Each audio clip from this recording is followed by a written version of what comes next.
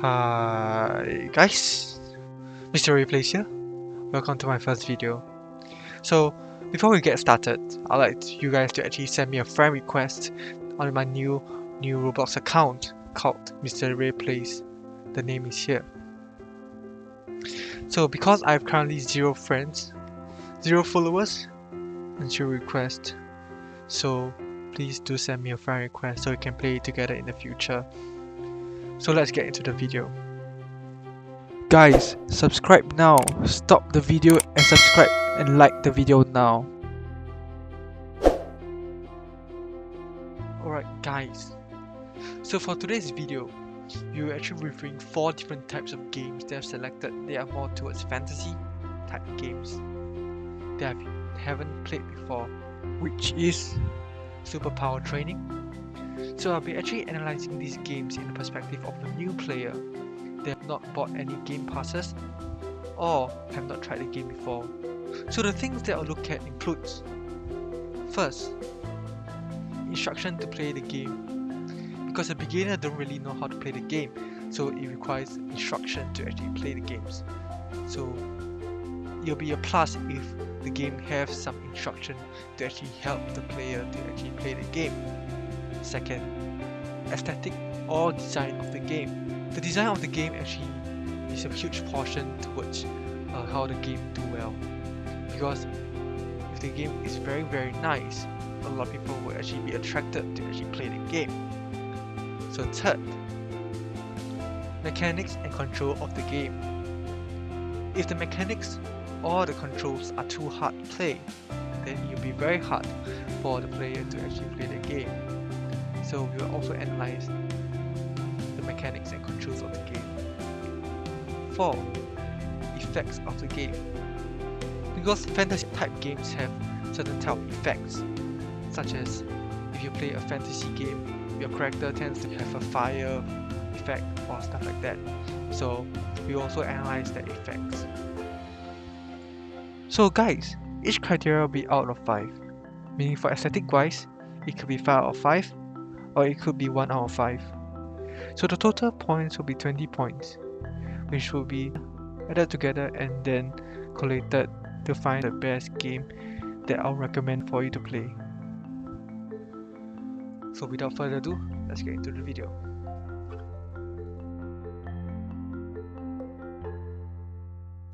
At the start of the game, you would go to a hero called Setopian for introduction. In the introduction, he will tell you that those people that have more auras tend to be stronger, and that you are able to become a hero if you kill bad guys.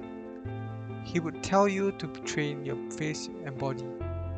However, in the introduction, there is a lack of instruction of how you are going to train your face and body, and how does the face and body tools work, which might be hard for first time players to understand. For the aesthetic design of the game, the trees are quite vibrant in their colors, which suits the themes of fantasy. As for the buildings on the street, they're quite similar to each other. However, I do appreciate that the developers took time to design the staircase outside their buildings, design the petrol stations, and most importantly design the beautiful bridge. Not only that, there are also pumpkins around the street, which helps to also add color and design to the plain street. Last but not least, let's not forget the Ghost Rider. Although the Ghost Rider might look simple, but with the design such as the star below him and the motorcycle, it really helped to add more detail to the game. Therefore, with the level of details in this game, I will give this game a 4 out of 5 in terms of its aesthetics.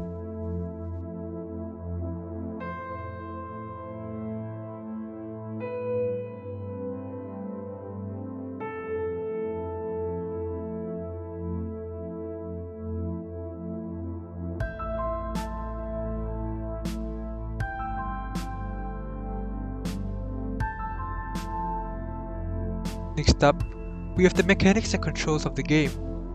For those that are used to playing simulators, it is relatively easy to control and play this game, as there's only a need to press the tools that are given or to equip the tools and wait for a short while for the abilities to grow.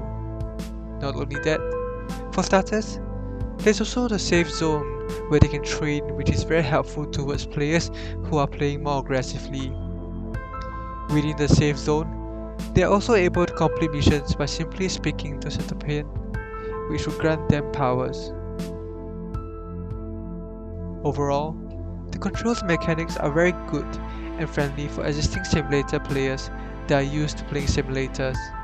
However, for new players, it may be somewhat a challenge for them to play this game, as they might not be used to clicking and only waiting, but instead are more used to interactive games. Overall, I'll rate it a 4 out of 5, as the mechanics are relatively easy and there are directions that are shown to direct you where to finish your mission. It is very suitable for players that are new to simulators, as they are able to easily understand how the games actually work since the controls are relatively easy. Last but not least, let's not forget the effects of the game. For the surroundings, there are not much effects other than the spawn, where there are sparkles and a tornado in the distance far from a land. As for the effects on the abilities and auras, like the lightning or the fireball, the effects is really nice and a great add to the game. Overall, I'll give the game a 5 out of 5 in terms of the effects, as it is really aesthetically pleasing and help to add more design to the game.